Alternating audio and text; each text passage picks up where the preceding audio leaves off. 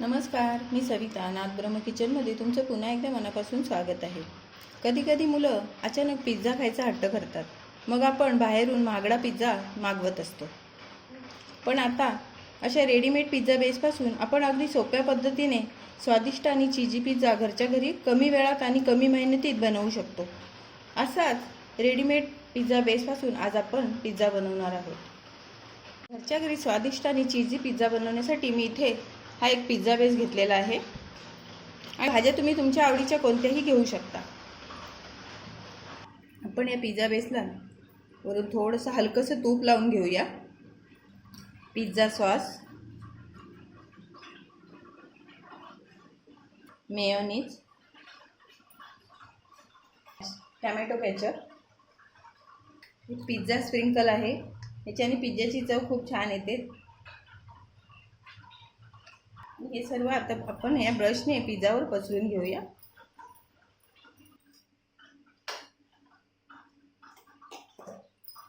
भरपूर सारं मॉझरेला चीज टाकूया वरून.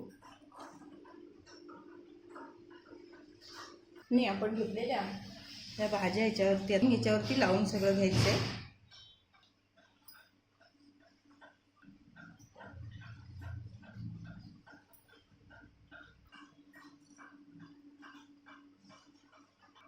तुम्हाला आवडतं ते टॉपिंग तुम्ही याच्यावरती लावू शकता.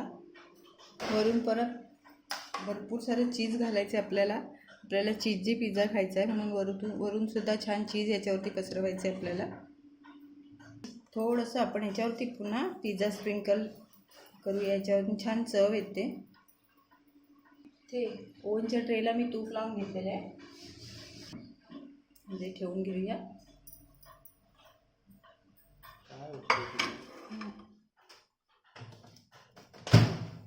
180 डिग्रीवर 5 मिनिटासाठी मी ओव्हन सेट केलेला आहे.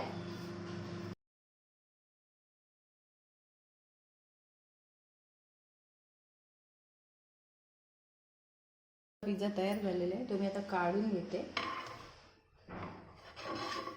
तुम्ही पाहू शकता आपला सॉफ्ट असा पिझ्झा तयार झालेला आहे. मी तुम्हाला कट करून दाखवते.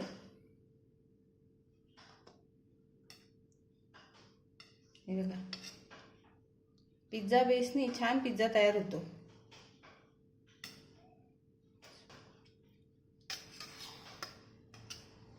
हे पाहू शकता तुम्ही.